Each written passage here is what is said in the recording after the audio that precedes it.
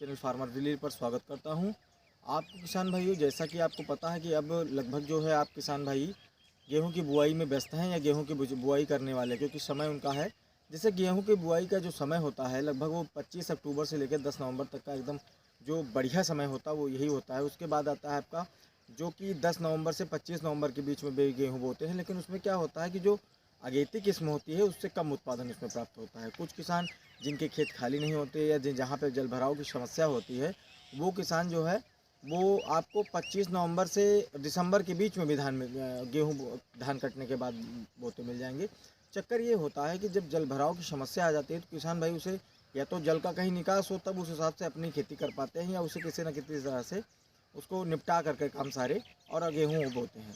अब बात करते हैं किसान भाइयों की जो गेहूँ है, यह एक ऐसी मतलब धान के बाद एक ऐसी फसल है जो लार्ज स्केल पर बोई जाती है इंडिया में, और इस पर ही हमारा खाद्यान्न निर्भर करता है। तो उस हिसाब से हमें इसकी बोने की भी आवश्यकता ज़्यादा पड़ती है। तो इसमें क्या होगा कि सबसे पहले तो आप उन वैरायटियों का चयन करें जिनमें रोग कम लगते हैं, जिनका उत्पादन अच्छा होता है, जो पिछले साल अच्छी वैरायटी निकल चुकी हैं, जो अच्छा कर रही हैं, उनको आप बोइए। और उनसे कि सबसे पहले तो यह जानिए कि आप उर्वरक और रसायनों को कितना प्रयोग करते हैं। जैसे उर्वरकों में आप डालेंगे तो उर्वरकों में आप डीएपी डाल दीजिए, 1 एकड़ में 1 बोरी डीएपी और 1 बोरी SSP. SSP single super phosphate कहते हैं उसके, वो किसी भी कंपनी को, कंपनी मैटर नहीं करती, आप उसको डालिए।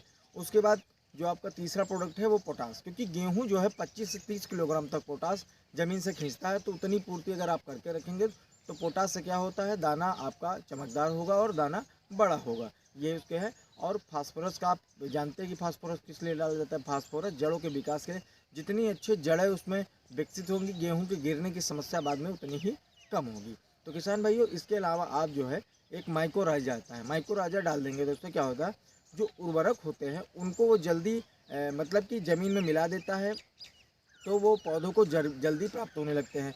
तो उससे पौधों की जड़ों का विकास होता है और गिरने की समस्या लगभग ख़त्म हो जाती है। अब बात करते हैं उसमें और क्या डाल सकते हैं। तो पहली सिंचाई के बाद उसमें आप ब्लैक गोल्ड ह्यूमिक एसिड आता है उसका भी इस्तेमाल कर सकते हैं। उसके साथ आप जो है सरदार अमीन का भी इस्तेमाल कर सकते हैं, उससे भी बहुत अच्छे रिजल्ट पिछली बार मिले हैं।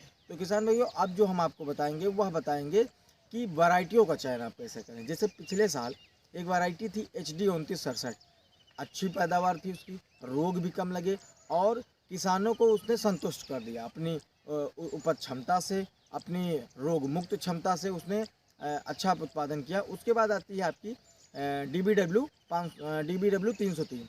तो ये भी एक अच्छी वैरायटी जो पिछले साल बहुत अच्छा उत्पादन दी। उसके बाद आपकी वैरायटी आती है श्री राम की, एक सुपर जो है Shri Ram super research seed होता है 303, और एक होती है 267। ये भी बहुत अच्छी वैरायटी हैं जो कि बहुत अच्छे लार्ज स्केल पर बोई गई और अच्छा उत्पादन देखे गए।